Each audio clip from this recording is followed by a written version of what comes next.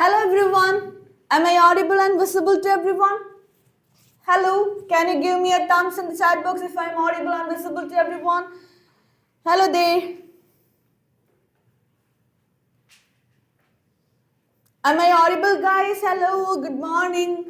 Excited for the new revision session?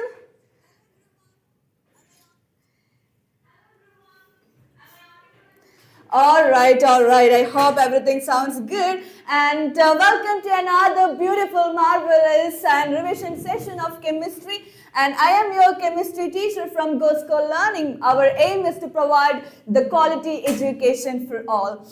And thank you so much for being here today morning for the revision session. And we know that pre-boards are coming, right? And this is the special session focusing on the pre-boards. And that's a special live about the revision for the two chapters focusing on the carbon and its compounds and metal and its non-metals. Are you guys ready for that? Is everyone ready?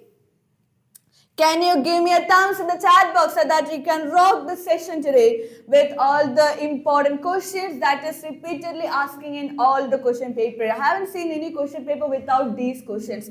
So stay tuned till the end to get all or grasp all the questions and the answers together. All right, we'll go.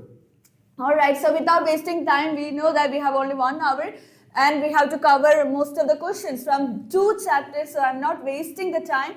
So let's go ahead, okay? Let's go ahead without wasting any time. Here we go with the first chapter that we have to learn today. That is your metals and non-metals, okay? Ready? Here we go with the first question.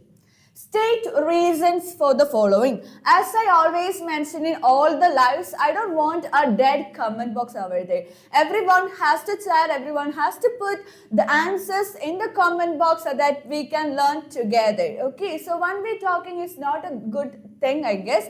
So interactive, interacting is really appreciated. So here we go with the first question. Zinc oxide is an amphoteric oxide. You have to give the reason, okay? You have to give the reason that why this zinc oxide is an amphoteric oxide. Before going into that, you should have a better idea or the clear-cut idea about the amphoteric oxide. So what do you mean by an amphoteric oxide? That's a basic key to answer this question, okay?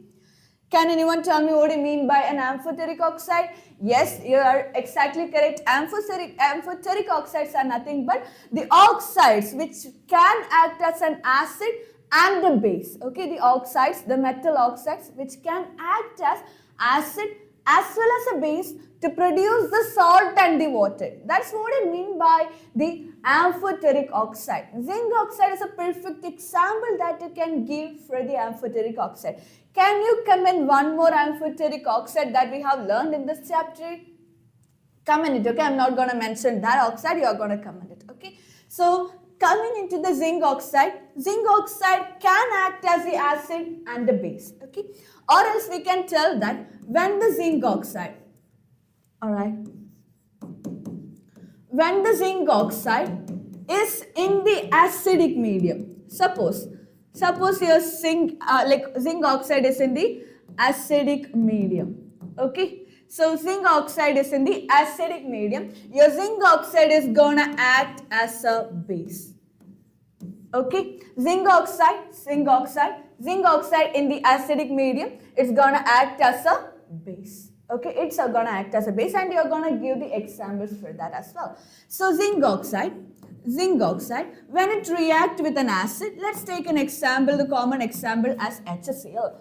Can you guess what will be the product formed right over here? We know that when the acid and the base reacts together, it's called as a neutralization reaction and the product must be a salt and the water, right? And the salt produced by the zinc oxide and HCl is nothing but ZnCl2, that's your zinc chloride, along with the formation of the water, okay? And the balanced chemical equation is a really important matter, so don't you ever forget to balance the chemical equation. So 2 hydrogen and the 2 chlorine, 1 oxygen and 1 zinc. Okay, so this is an example that you can give where the zinc oxide is reacting in the acidic medium. Now let's go ahead with the second one where the zinc oxide acting as an acid. That is zinc oxide zinc oxide when present in the basic medium. If the zinc oxide is present in the basic medium, if the zinc oxide is present in the basic medium, your zinc oxide is gonna act as an acid. Okay, zinc oxide is gonna act as the acid. And the example that you can give for that is nothing but zinc oxide when reacts with NaOH. This is an important reaction that you must learn. Can you all give me the product? Of course, it is the salt and the water, but the salt over here is a quite strange or important one. Alright, which we call that the zincate. Okay, and since we have the zinc, it will be forming the zincate. Okay, sodium zincate with the NaOH. So the formula for that is gonna be Na2ZnO2. That is what you call that the sodium zincate. I don't have the space below, that's why I just wrote it above the compound, okay. Sodium zincate is Na2ZnO2. Always remember that you have to give the name just below the compound, okay. Since I don't have much space over there, I have given it above, don't repeat that in your paper, okay. So sodium zincate is Na2ZnO2 along with the formation of the water molecule. Again, balance the chemical equation is the most important part, so 2NaOH.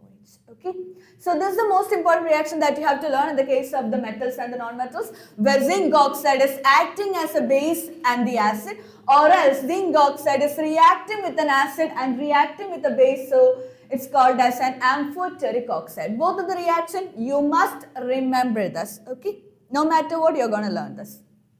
Done. Let's go with the second one.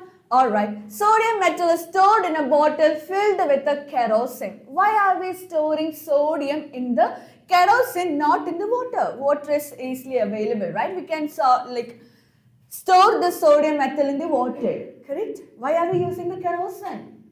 No, sodium in the water leads to a complete explosion, right? We can't do that. We will burn the place that we are in if we place the sodium in the water, right? You might have seen that in movies, or you could have them by yourself itself. If you take a piece of the sodium metal and drop it in the water, you might have seen the explosion that is going on over there, right? So don't repeat that in the home or anywhere. You'll burn yourself. Don't do that, okay? So when the sodium is in, if we keep it in the open air, of course it reacts with the moisture current that's present in the air, and you have to give the reaction as well. Shall I erase this? Take a quick screenshot of this or write this down. We'll go with the next one. Okay, I'm erasing this in 3, 2, 1. Here we go. Alright, so we know that we have the sodium metal, which is represented by the symbol Na. When it reacts with the water, or the moisture content that is present in the air, the product that we are going to get is nothing but NaOH, and along with the hydrogen gas. Hydrogen gas is the one which is leading to the explosion, okay. Now balance the chemical equation, as I told you, it's a pretty important one. So you're going to add the 2H2O and 2Na and 2Na. So we will get the balanced chemical equation, isn't it? Alright, so this is the balanced chemical equation where the sodium is reacting with the moisture content that's present in the air, leads to the explosion. In order to remove this uncontrollable reaction, we always store the sodium inside the kerosene, okay. So it's all due to the explosive nature of the sodium towards the moisture content or the air. Okay, so in order to protect the sodium, and this kerosene oil will act as a protective layer around the sodium metal, which will protect against the moisture and the air content, keeping it safe. Okay, and it will be safe for ourselves as well. Now that's the answer for the B. And coming into the C, in the reaction of nitric acid with the metals, generally hydrogen gas is not evolved. Okay, so generally we know that when the acid reacts with a metal, when an acid reacts with a metal, we know that we will get the salt and the hydrogen gas, right? Usually this is the reaction. The general reaction is acid plus metal give you salt and the hydrogen gas. But there is one exceptional case. We know that chemistry is all about the exceptional cases, and the examiners are very much interested in the exceptional cases, okay. So make sure that you completely learn the exceptional cases that we have, okay. Now here we go, all the acids except nitric acid, that is HNO3. Except HNO3, all the acids gonna give you the hydrogen, but but when the metals reacts with HNO3, the product formed is not the hydrogen gas, it is the salt and the water. It is the salt and the water. What is the reason? That's what they are asking in the question. Why are we not getting the hydrogen? Instead, we are getting the water. The reason behind that is really simple. Where the HNO3 is, or the nitric acid is a strong oxidizing agent. Okay, HNO3 is a strong oxidizing agent which oxidizes your hydrogen into water. You have to explain this in words. Okay, you have to explain this in words where the HNO3 is a strong oxidizing agent. I hope you are writing that down, each and everything that I am saying about. So just write that down. Okay, HNO3 is a strong oxidizing agent, oxidizes hydrogen into water. Oxidizes hydrogen into water. Okay, that's exactly why instead of getting hydrogen, we are getting the water molecule. Okay, so that's the reason that you have to mention over there. Now, again, there is one more exceptional case. Okay, so generally, HNO3 and the metals will be giving you salt and water, except two metals, that's your manganese and magnesium. Manganese and magnesium, okay, except the manganese and the magnesium. Rest all the metals with HNO3 will be giving you the hydrogen gas, but manganese and the magnesium will be giving you water itself. When the manganese and magnesium reacts with the HNO3, the product that you are gonna get is the water itself. Okay, because manganese and the magnesium are the strong reducing agent, reduces the water back into the hydrogen. That's another exceptional case that you have to remember. Alright, now there is one more important thing that you have to keep in your mind, that we know that since HNO3 is a strong oxidizing agent, it itself undergoes a reduction. Okay, so that's what the oxidizing agent do, right? Oxidizes the other substance, but itself undergoes reduction. When HNO3 itself, I don't have much space here. Shall I erase the top one? Alright, I did. Hold on, let me erase this so that I will get enough space. So when the HNO3, we know that HNO3 is a oxidizing agent which oxidizes hydrogen into water. Hydrogen into water itself undergoes, this is the important part, okay, undergoes a reduction. Okay, when it undergo reduction, it will be forming nitrogen oxides. Okay, it will be forming nitrogen oxides. What are the nitrogen oxides that you know? What are the nitrogen oxides that you know? Oxides. What are the nitrogen oxides that you know? Definitely you have N2O, that is your nitrous acid, commonly called as laughing gas, right? N2O, that's a nitrous acid, laughing gas. When you like inhale this, you will get uncontrollable laugh. Okay, so affect the nervous system and everything, you know that, right? So N2O is laughing gas, and the HNO3 itself undergoes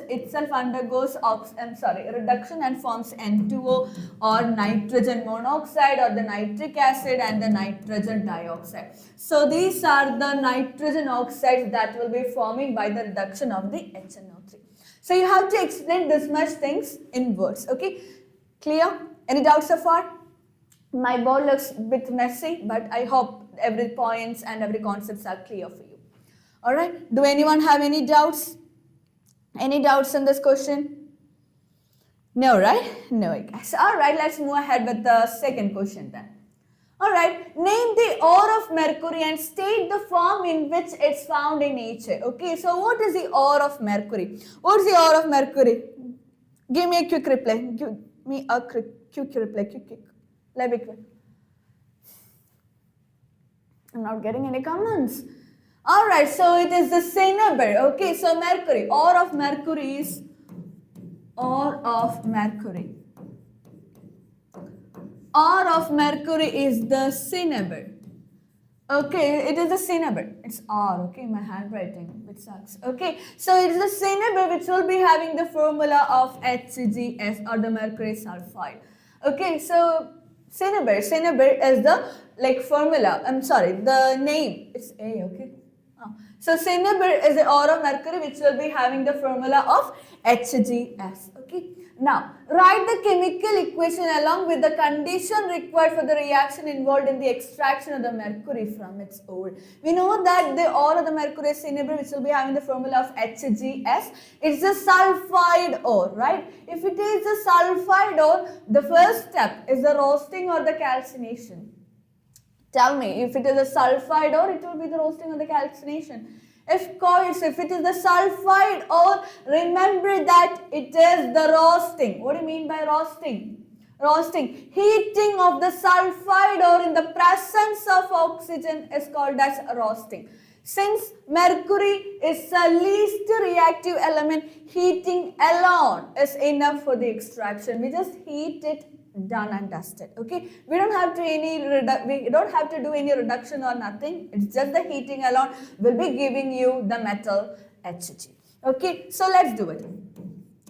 The first step is the roasting, okay, where the HgS will be reacting in the presence of the oxygen. Okay, will be reacting in the presence of the oxygen, or heating in the presence of the oxygen. Heating in the presence of the oxygen. What do we get? What do we get? Quick. What do we get? Quickly comment it. Of course, it is the sulfide ore, so we will get the sulfur dioxide and the mercuric oxide, isn't it? Is everyone commenting?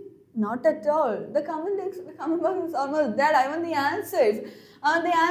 Give me the answers. Of course, we will get the mercuric oxide and the sulfur dioxide. Okay.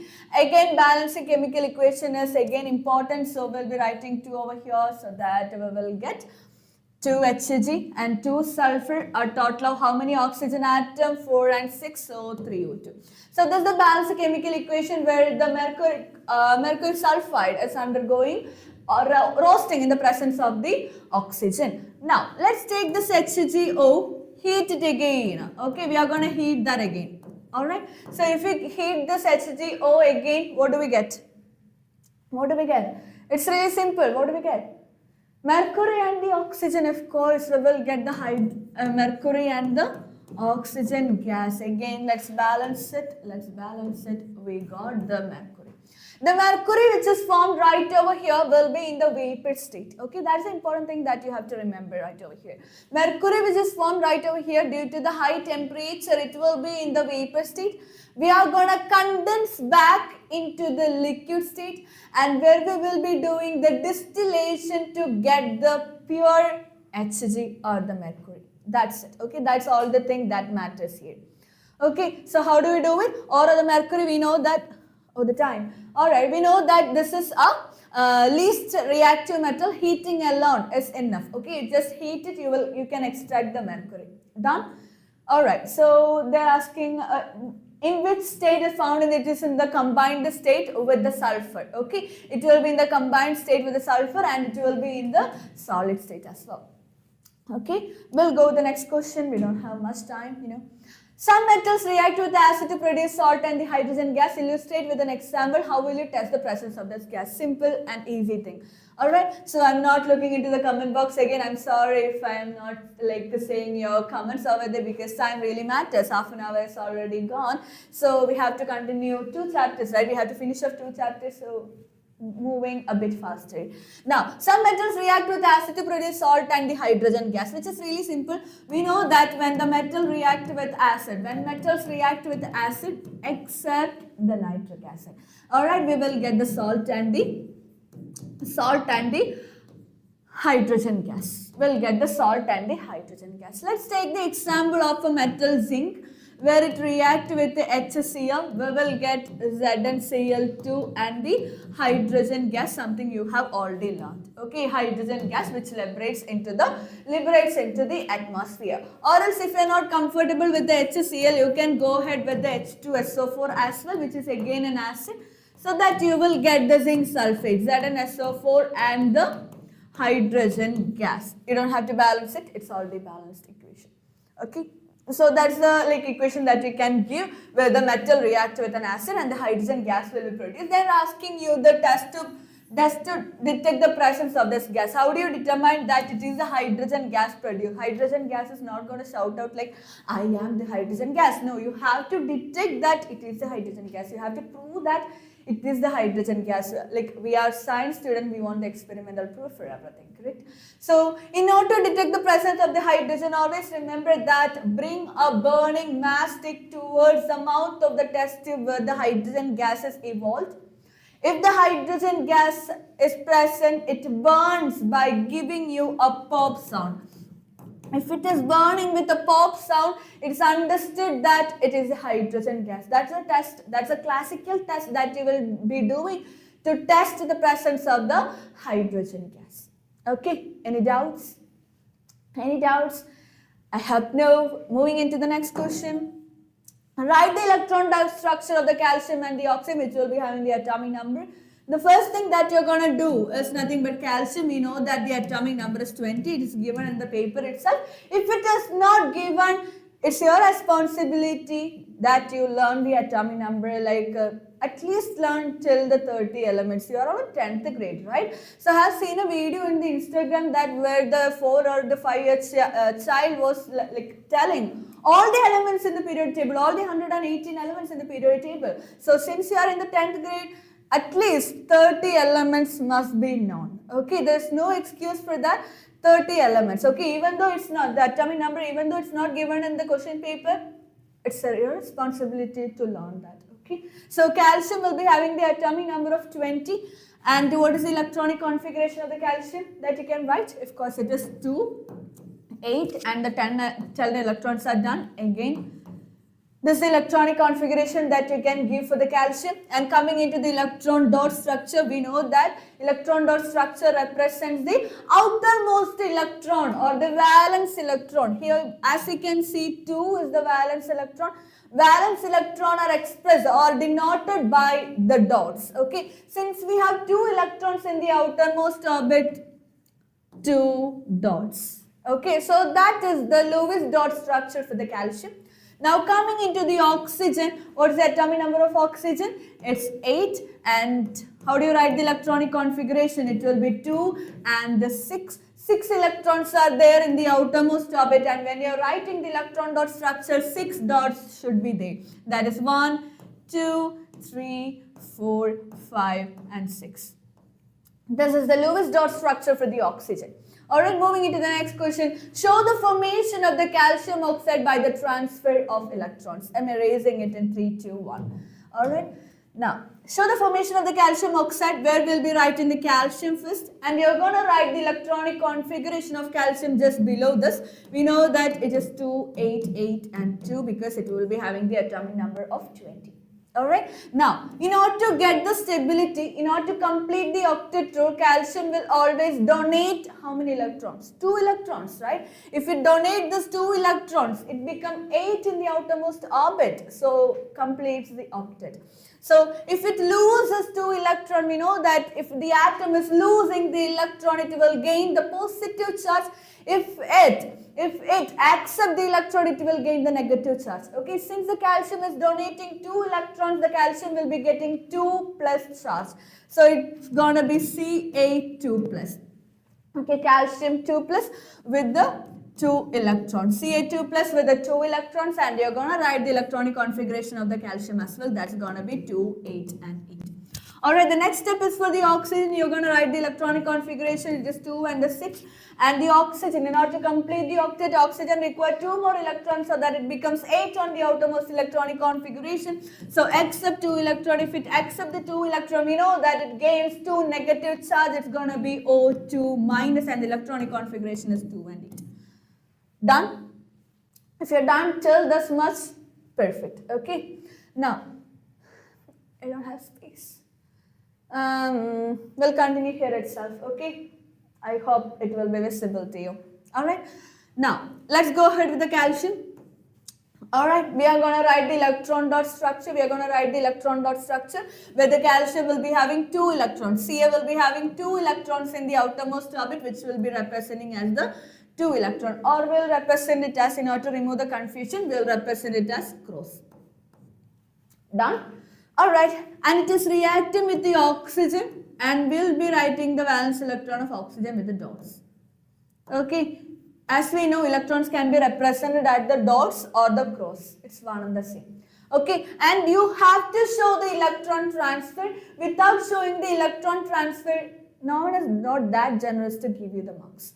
Okay, so make sure that you represent the electron transfer where the calcium donate the electron to the oxygen. This must be there in your paper. Okay, done? Now the calcium donates the electron, so calcium will be having 2 plus charge. Okay, 2 plus charge, and oxygen gets the electron, so oxygen with the 6 electron which they had already there, it was already there, and the 2 cross electron which is donated by the calcium, which is represented by the cross. Okay, now enclose it in a bracket, and we know that it got 2 negative charge. Calcium oxide, okay, and don't write a plus sign in between the calcium and the oxygen, it's a compound, or else you can write it just the calcium oxide. Calcium oxide, this is the formation of the calcium oxide. Likewise, you can expect the electron formation of the MgO or MgCl2. Okay, where you have to show all the electron transfer of the MgO, MgCl2. These are the repeated questions that they are asking in the paper. Alright, you should know how to present the answer. This is how you will do it. Alright, done? Now, name the ions present in the compound. Name the ions present in the compound. What are the ions? We know that we have 2 types of ion called as the cation and the anion.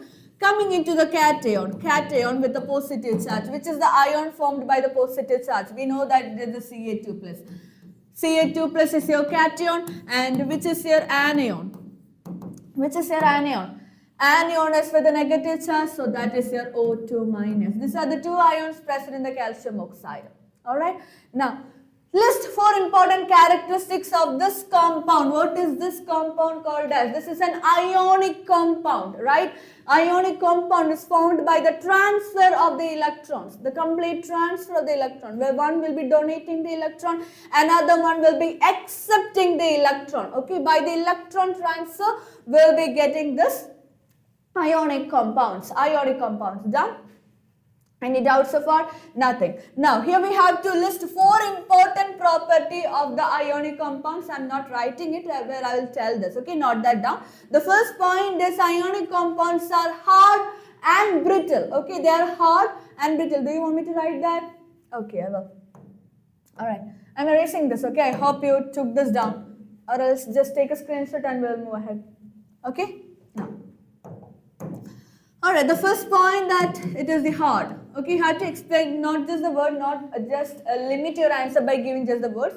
Explain, okay. Ionic compounds are hard and brittle.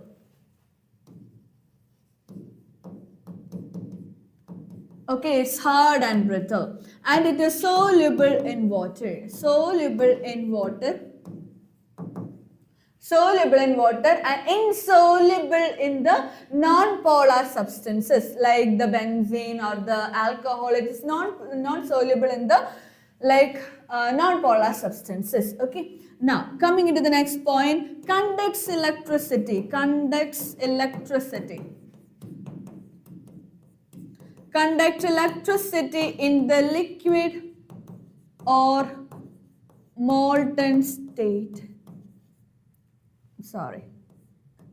Okay, liquid or the molten state. Why is it conducting the electricity only in the liquid and the molten state, not in the solid state? Because we know that in the case of the solid substances, the ions are closely packed where they are not allowed to move around. Electricity is conducted by the movement of the ions, right? If it is not possible to move, cannot conduct the electricity. That's exactly why they are not conducting electricity in the solid state. Okay, they cannot move. How they are conducting the electricity. But in the case of the molten and the liquid state, they are free to move where they can conduct the electricity. Okay. Now coming into the next point, they have the high boiling point and the melting point. Why do they have the high melting and the boiling point? We know that the compound is formed by the strong electrostatic force of attraction. The ionic compounds are formed by the strong electrostatic force of attraction where the bonds between the strong electrostatic force of attraction between the compounds really hard to break. So we have to apply a large amount of energy to break the strong electrostatic force of attraction between the compound which is present in this. Alright, that's exactly why they have the high melting and the boiling point. Am I going a bit faster? Do you want me to slow down? No, right? This is perfect. Alright, we'll go. Okay, so that is the 4 important points or the characteristics that you can note in the case of the ionic compounds. Now, write the balanced chemical equation to explain what happens when the mercuric oxide is heated. Mercuric oxide is HgO. Mercuric oxide is HgO when it heated. Okay, mercuric oxide is heated alone. If it is heated alone, we already learned that Hg will be produced along with the oxygen. Balance the chemical equation is the important part. So balance it. So this is the first one. Alright, where 2HgO will get the mercury and the oxygen. Alright, now again going ahead with the second one, a mixture of the cuprous oxide and the cuprous sulfide is treated. Okay, what's the formula that you will giving for the cuprous oxide and the cuprous sulfide? The comment box is dead. What is this, guys? Alright, so no one? Okay, so what is cuprous oxide and the cuprous sulfide now? Cuprous oxide, cuprous, always it will be having the valency of 2. So the cuprous sulfide is Cu2S and the cuprous oxide, right? They are asking about the cuprous oxide, that is Cu2O. Alright, this is cuprous oxide and the cuprous oxide. Let's heat them. The product that you will be getting is nothing but the copper and the sulfur dioxide. It's already understood that there is only 2 compounds, the copper and the sulfur dioxide. We'll get the copper and the sulfur dioxide. Balancing chemical equation, again an important task. So let's balance this chemical equation. We'll be having the 2 oxygen. So let's put 2 over here and the sulfur is already balanced and we'll be having the 6 copper. Alright, done. Any doubts so far? Nothing. Let's go ahead to the third one, where the aluminium reacts with the manganese dioxide. Where the aluminium reacts with the manganese dioxide. Manganese dioxide. We will know that we will get the Al2O3 aluminium oxide along with the manganese. Okay, along with the manganese, let's balance it by adding 2 over here. No, 3. Okay, so that we will get 2 and 3 manganese and 4 aluminium. Alright, so this is again the balanced chemical equation where the aluminium reacts with the manganese dioxide. I hope this equation is balanced. Yes, it is. Alright, now coming into the fourth one, ferric oxide is reduced with aluminium. Mark my word that it will be asked in your paper. Okay, so that is what you called as the thermite reaction, which is an important reaction that you must learn. Okay, thermite reaction. Thermite reaction is a really important part where it will be used to join the railway tracks. Okay, don't expect like they will be giving you the direct question to explain about the thermite reaction. They will be indirectly asking what is the reaction which will be using to join the railway tracks. It's a thermite reaction where the ferrous oxide, the ferric oxide reduces with the aluminium. Shall I erase this? Alright, so coming into the ferrous oxide, what is the formula that you will be giving for that? Fe2O3. When it reacts with the aluminium, you will be getting Al2O3 along with the iron. Okay, so due to the high temperature, the iron will be produced. Iron will be produced in the liquid form. That's exactly why we are using to join the railway tracks. Okay, now let's balance it to aluminium and to Fe. Okay, done? Any doubts? Nothing. Now coming into the last one, zinc carbonate undergoes calcination. What do you mean by calcination? Zinc carbonate, Z and CO3. What is calcination? What is calcination? Heating the zinc or the carbonator. Okay, heating the carbonator in the absence or the limited supply of oxygen is something called as calcination, where we just directly heating it. We will get the zinc oxide and the carbon dioxide, where the zinc oxide can be reduced by using the carbon. Okay, it's not there in the paper, still I'll write it. Okay, what if they ask it? If we react with the carbon, we will get the zinc and the carbon monoxide. It's not there in the paper, I'm just wrote it, okay, that's it. Done, done. Go to the next question. Oh, time. Okay, how many questions are there from this? Just 2 more questions from the metals, okay. Now, an ore on the treatment with the dilute hydrochloric acid produces the brisk effervescence. Who will be producing the brisk effervescence? If it is the brisk effervescence, it's understood that the carbon dioxide is formed during the reaction. It is a brisk effervescence, so obvious that the carbon dioxide is formed during the chemical reaction. Now, name the type of the ore. The carbon dioxide is there. Definitely, it will be a carbonate ore. That will be having CO3 inside that. That's a carbonate ore. Like if it is a sulfide ore, we will get the sulfur dioxide. Here, brisk effervescence is due to the carbon dioxide. Understood that it's the carbonate ore. Okay, what steps will you require to obtain the metal from the enriched ore? Also write the chemical equation for the reactions involved in the process. Alright, we will go.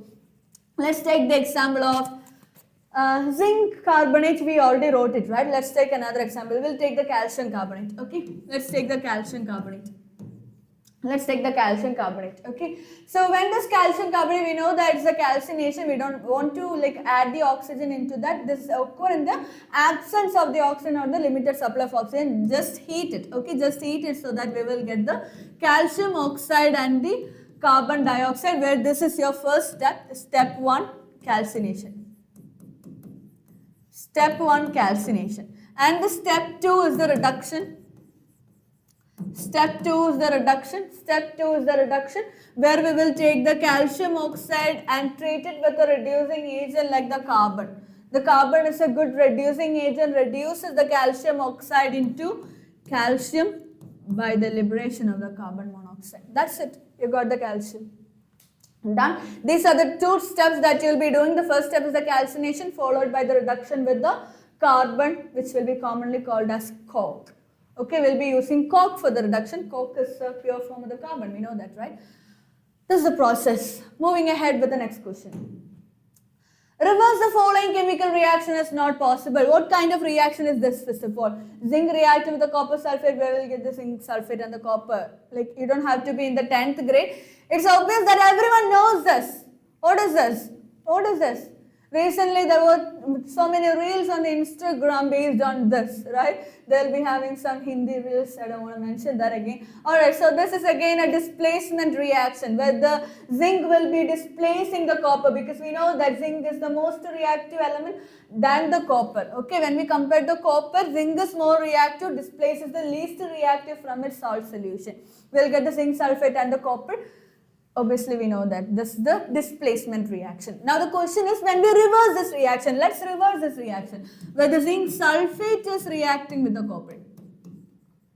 Is this reaction possible? What do you think? Yes or no? How many vote goes for yes?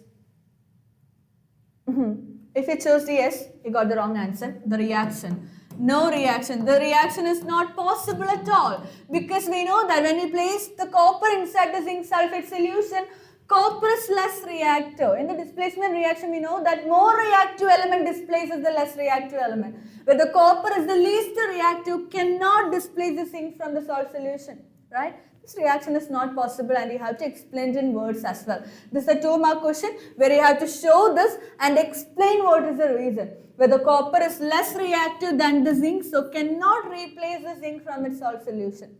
Alright, that's exactly why the reverse of the reaction is not possible. Done?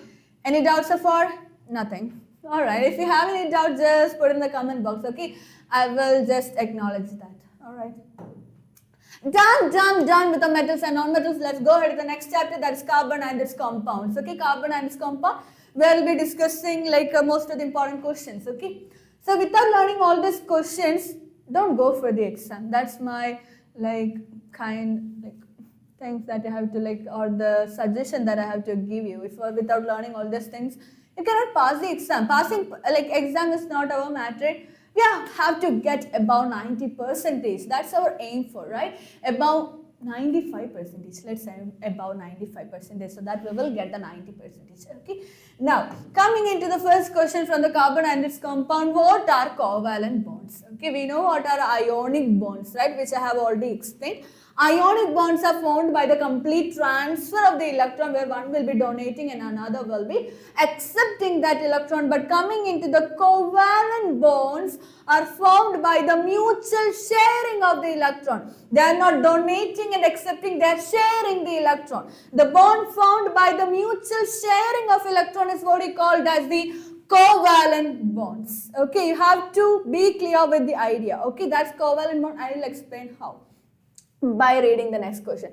Show their formation with the help of the electron dot structure of the methane. Okay, so you can expect, okay, a short question about the electron dot structure of any organic compound. Okay, so here in this question, it is just the methane. Okay, they can ask about the ethane or ethene or ethanol, whatever they give, you have to explain about the electron dot structure. We know that in the methane, the formula is CH4, where we have one carbon and the 4 hydrogen atom. So here we go with the carbon. What is the electronic configuration of the carbon? Just 2 and 4. That's the electronic configuration of the carbon, where it have the 4 electrons in the outermost orbit. So 4 dots. 1, 2, 3, and 4. Okay, there are 4 dots. Okay, now coming into the hydrogen, the electronic configuration, atomic number is 1, so it says the 1. Electronic configuration is the 1. Hydrogen will be having only 1 electron around them. So let's draw the hydrogen. Let me change the color of the pen so that it will be good, I guess. So hydrogen with 1 electron, hydrogen with 1 electron, hydrogen with 1 electron, hydrogen, and again 1 electron. Now all that matters is the circles. Let's draw the circles now. You guys might be expert in drawing the circles, right? I'm not that much. Let's try it. Okay, 1 circle, again circle, circle, and the circle. All right, so the valency of the hydrogen will be correct. Now the only task is the big circle for the carbon. Okay, here we go. You have to make sure that that circles include all the electrons which is donated by the hydrogen. Now, if you are a bit confused about the electron which is present, just count it. Okay, so carbon should have 8 electrons at the end. Okay, so let's count it. 1, 2, 3, 4, 5, 6, and 7, 8. Yes, that's correct. Okay, that's how you check it. The carbon should have 8 electrons in the outermost orbit. Done? Done? Any doubts? Any doubts? Anyone in the class? Am I audible? Yeah, mic sounds good. Everything is clear, right? Okay, we'll go. So that's the electron dot structure that we can give for the methane CH4. Next question. Why are covalent compounds generally poor conductor of electricity? How do they conduct electricity? By the movement of electrons or the ion. Can you find any free electrons over there in the organic compounds?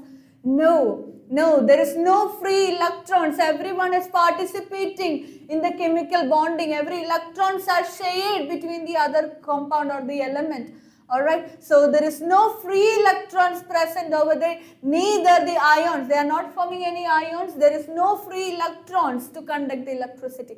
So you have to explain like there is no free ions or free electrons to conduct the electricity. That's exactly why the covalent compounds are the poor conductor of electricity, where the ionic compounds were the good conductor of electricity. But in the case of the covalent compounds, we have an exceptional case. That's about the graphite.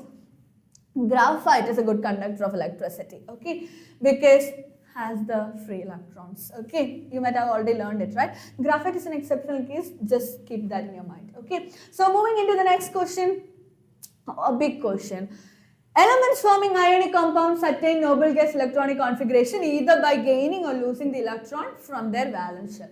Explain, giving reason why the carbon cannot attain such configuration in the manner to form its compound. Why can't carbon donate the electron or gain the electron? We know that the carbon will be having the electronic configuration of 2 and 4. In order to attain the stable electronic configuration or the octet rule, it requires 4 electrons, or to attain the doublet configuration, it has to remove 2 electrons.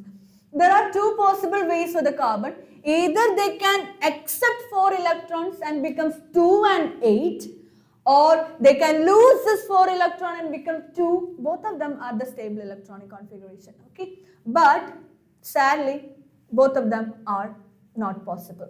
Okay, why can't they accept 4 electron? We know that the carbon have only 6 protons inside that. Only 6 protons, right? If we add 4 more electron, it's gonna be 2, 8 and 10 electrons are total, right? If they battery. Alright, hold on a second guys, hold on.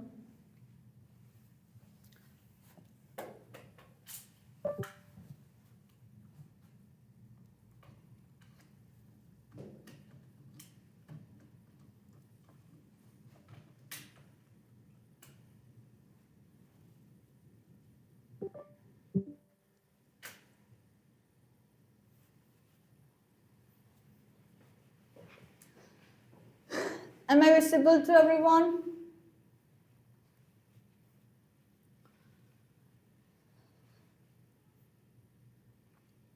Am I visible to everyone?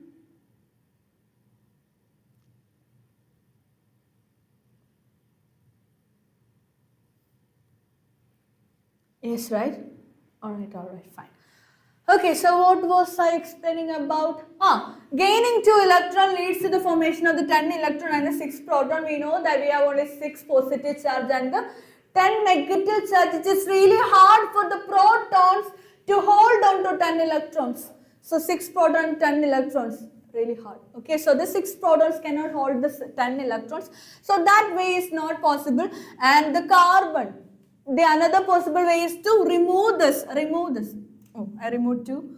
To remove this 4 electron, again that is not possible because carbon will not let go with the 4 electrons. Okay, we have to apply a large amount of energy to remove this 4 electron from the carbon. So again, we cannot afford that much energy. So again, that is not possible. So they cannot accept the electron because the 6 proton cannot hold on to 10 electrons, and we cannot remove this 4 electron because we need a large amount of energy to do that. Both of them are not possible. So carbon finds a way to get the stability, that is by sharing the electron. They share the electron with the other atoms of the elements so that they gains what they want. Okay, becomes stable. So that kind of bond formation is something called as covalent bond. Okay, covalent bond, they share the electrons.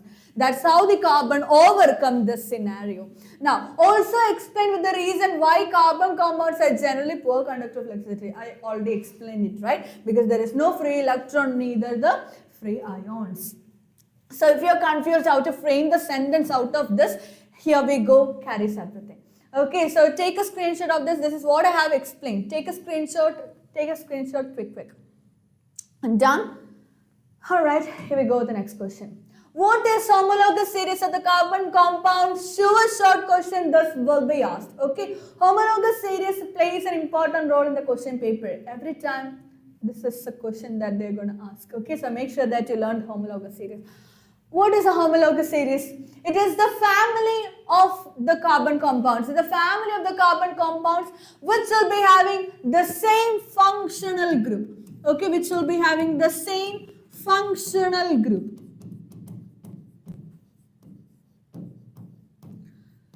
Okay, so it is a family of the compounds. It's a family of organic compounds with the same functional group and the similar chemical properties.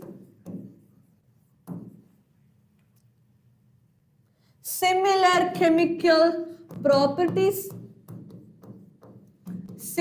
chemical properties, and each successive members, each adjacent member or the successive member or the neighboring compound will be differ by a CH2 unit or a 14 unit mass. Okay, 14 unit mass or a CH2 unit. Okay, so that's how we define the homologous series. If you want, this is how the definition looks like. A homologous series is the family of organic compounds having the same functional group, similar chemical properties, but the successive or the adjacent member series differ by a CH2 or the 14 unit mass. Now let's go ahead to the next question. Write the name and the molecular formula of fourth member of the alkane series. Shall I erase this? Alright, we want the fourth member of the alkane homologous series. Alkane homologous series, for that we want the general formula. We know that for the alkane, it will be having the general formula of CnH2n plus 2. And in the case of the alkene, this is one thing that you have to remember. In the case of the alkene, it is CnH2n. And in the case of the alkynes with a YNE, it's going to be CnH2n minus 2. So general formulas are really important that you have to by heart or do whatever you want. Just learn it. Okay. Now coming into the fourth alkyne, N is nothing but number of carbon atoms. Number of carbon atoms. We want the fourth member of the alkene. The first member is starting by 1 carbon atom. But coming into the alkene and alkyne, the first member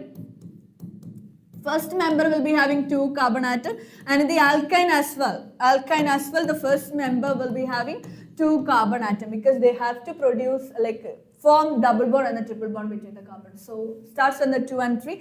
If they are asking the fourth member of the alkene and the alkyne, you have to start with the 5 carbon atom, fourth member. Fourth member you have to apply 5 in the case of the N. Okay, I hope you understood that. They are asking of the 5, you have to start with the 5 carbon atom. But coming into the alkane, the first member will be having only 1 carbon atom. So the fourth member will be having 4 carbon atoms. So let's substitute right over here. It is C4 and H2 and 2 into 4 is 8. 8 plus 2 is 10. C4H10 is the fourth member of the alkane, and you have to also name that, since we have 4 and it's alkane, it is meth et prop. Bute is the 4, right? So it's butane. Bute with the A-N-E. Butane is the name. Done? Alright, moving ahead with the next one. Here we go. An aldehyde as well as ketone can be represented by the same molecular formula, that is C3H6O. Write the structure and name them. State the relation between the two in the language of science. Okay. When I was explaining this question in the class, they were like mother and brother, like mother and sister, whatever it is. Okay. Not that relationship. You have to explain the relationship in terms of the science. Okay. Here we go with the C3H6O. C3H6O. C3H6O is really simple. We have to form a ketone as well as the aldehyde. We know that aldehyde is a terminal.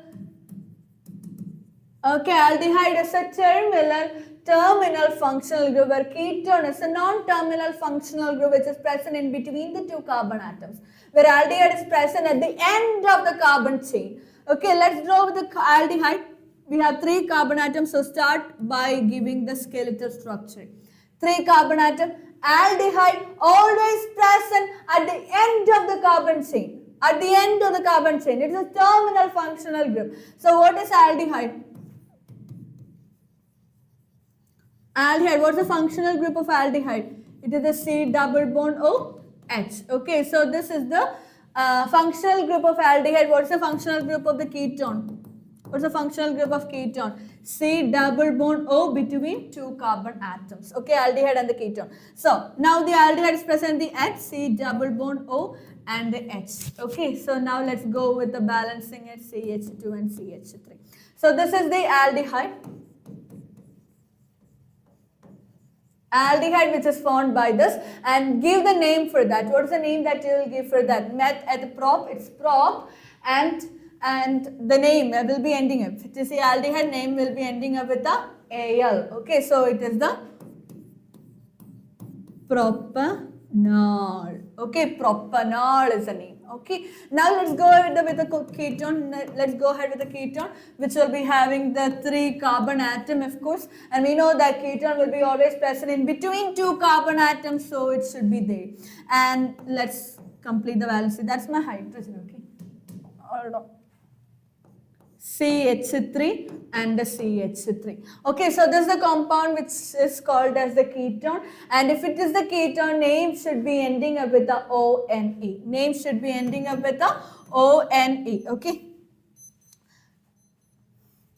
Okay, so it's gonna be propanol. propanone. Okay, it's gonna be propanone. All right, done. Propanone. Any doubts on this? Anyone? No, right? Simple thing. Now, give the relation between the two compounds in the language of science. As you have noticed over there, it will be having 3 carbon atom, 6 hydrogen atom and 1 oxygen atom. They share the same molecular formula. Both the aldehyde and the ketone will be having same molecular formula, but they share the different structure, right? They are the same molecular formula, different structure. Such compounds are something you called as structural isomers. Okay, it's the structural isomers. Okay, structural isomers. Structural isomers are the compound with the same molecular formula but different structure. Both of them share the same molecular formula but different structure. We call them as the structural isomers. Okay, done? Alright, we'll go to the next question. What is meant by the functional group in a carbon compound? Functional group is the atom or the group of atom.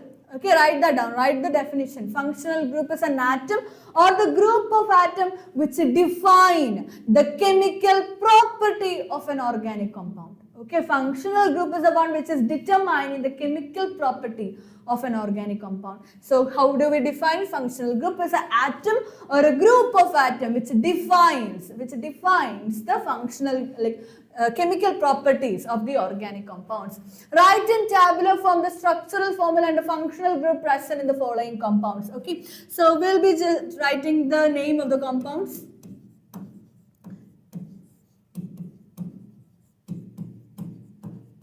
Name of the compounds. Next we'll draw the structural formula.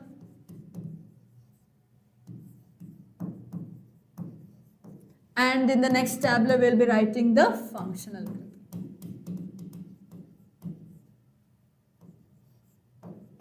Functional group. Okay. So first name of the compound, let me change the color of the pen. The name of the compound is gonna be ethanol. Ethanol. Eth. The word root is eth indicates that there are 2 carbon atoms. There are 2 carbon atoms and it is oil. Okay, oil indicates that it is the alcoholic group and it is the presence of the OH. Now let's complete it with the help of the hydrogen. Hydrogen and the hydrogen. This is ethanol. And what is the functional group? It's an alcohol. The functional group is OH over here. The functional group is OH. Now let's go ahead with the next one, that is here. Let's take, which color do you want? Let's go ahead with this. No, we took that, right? Now let's go ahead with the ethanoic acid. Let's go ahead with the ethanoic acid. Ethanoic acid will be having a carboxylic group at the end. Okay, the carboxylic acid. So it's gonna be COOH. So double bond O, then an O and an H. Okay, so this is the formula or the structural formula that you can give for the ethanoic acid. And the functional group is, okay, the functional group is COH. Or if you want, you can draw it in like this. It's one and the same. COH. Okay, that's the functional group of the carboxylic acid. Now, write the chemical equation to show what happens when the methane is treated with the chlorine in the presence of the sunlight.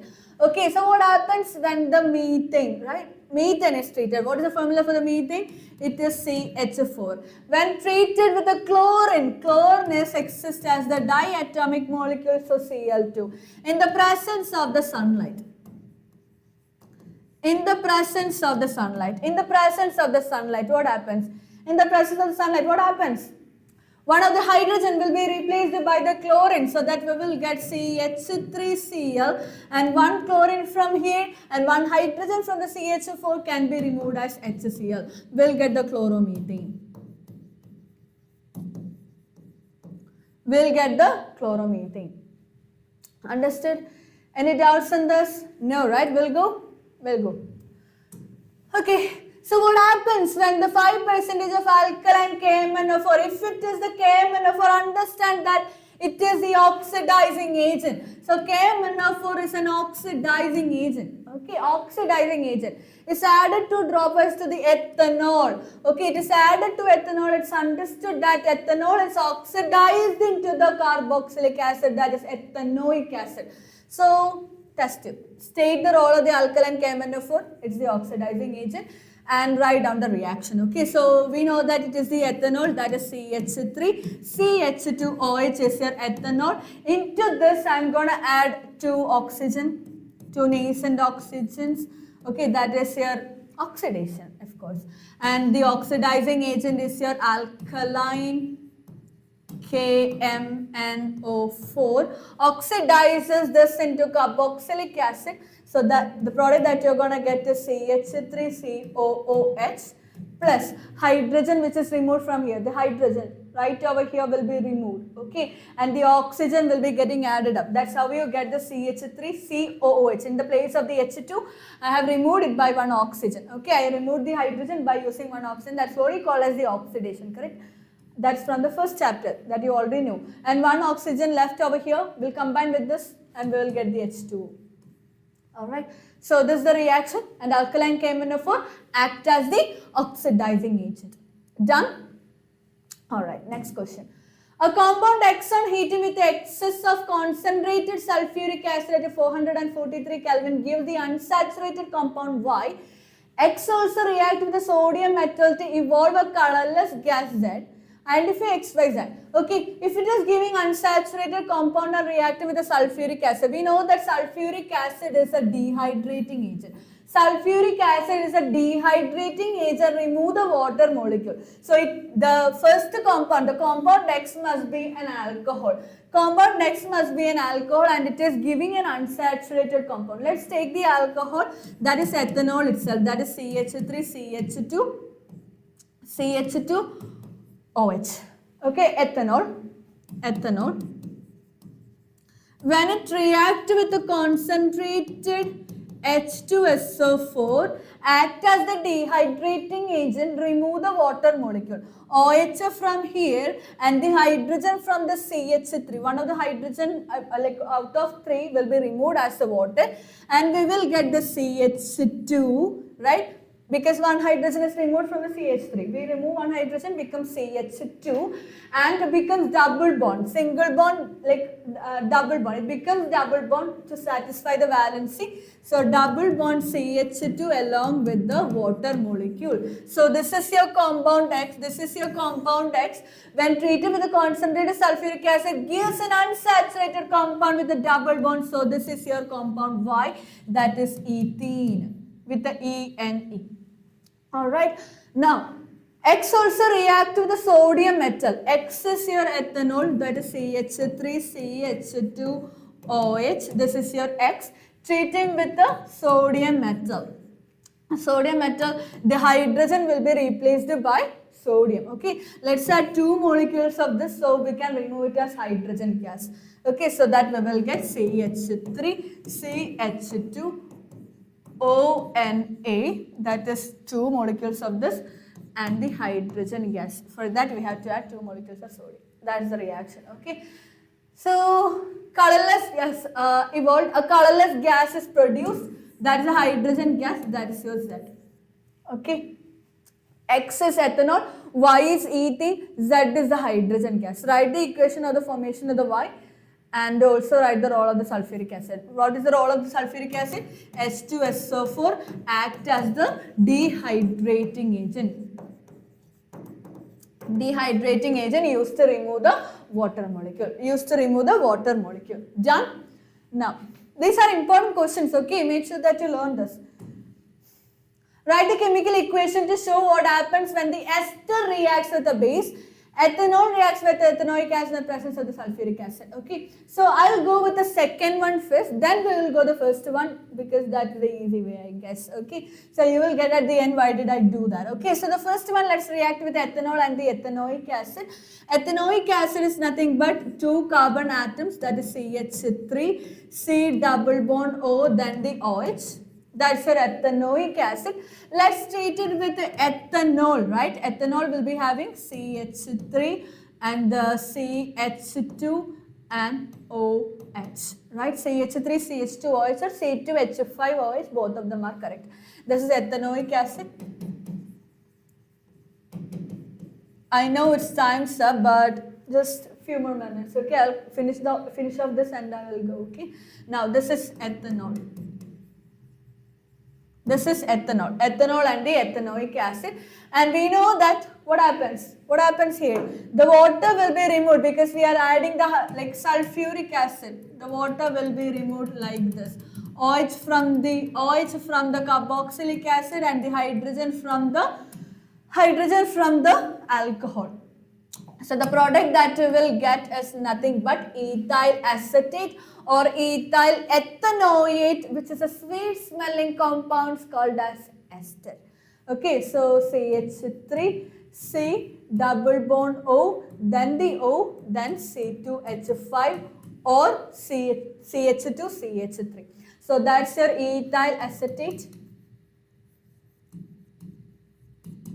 Ethyl acetate or ethyl ethanoate. Ethyl ethanoate or the ethyl acetate, which will be commonly called as an ester. The formation of the ester is something called as esterification reaction. So remember guys, this is the esterification reaction. Without the esterification, I haven't seen any paper. So make sure that you learn the esterification reaction, okay? So ester, it's a sweet smelling compound. Ester, the name is ethyl acetate or the ethyl ethanoate that you have to keep in your mind. This is the first reaction, the second one, okay?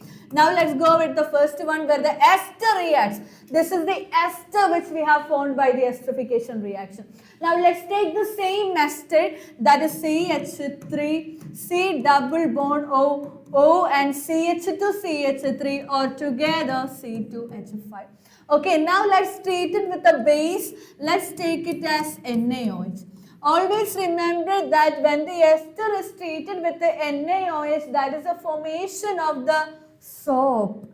So this reaction is something called as the saponification reaction. So esterification and the saponification is an important reaction that you must learn. Okay, coming into the saponification reaction, what happens right over here is nothing but Na goes with this and OH with the C2H5. Okay, so the product will be sodium salt of the carboxylic acid, that is CH3COONA. CH3COONA, sodium salt of the carboxylic acid, and we will get the same alcohol back, that is C2H5OH. That's your ethanol. Okay, ethanol and the sodium salt of the carboxylic acid. The first reaction is something you called as esterification reaction, and the second reaction is something you called as saponification reaction. Saponification and esterification, really important. Okay, is everything clear? Everything done? Are you sure about all the questions that I have discussed? Learned everything? Alright, so take a paper, write down all the questions along with the answers. If you are not remembering the concepts, write it twice or thrice until you learn it. Okay, so make sure that you write and learn reading. It's all organic chemistry and we have a lot of chemical reactions to learn, you know that, right? So just by hiding things won't work. So make sure that you write the things down. Okay, write down in a paper. Take how many papers that you want. Okay, so it doesn't matter. So just take out all the paper and write down and practice the questions, and very all the best for your pre-boards. Do well and rock your paper and all the best. Okay, so thank you so much for listening to me. I hope everything was clear, and if you have any doubts further, you can drop it in the comment box. I'll come and for sure I'll acknowledge the doubts and I'll clear it out. Okay, so as soon as possible, so just comment your doubts in the comment box, and I'll meet you in the next live session with the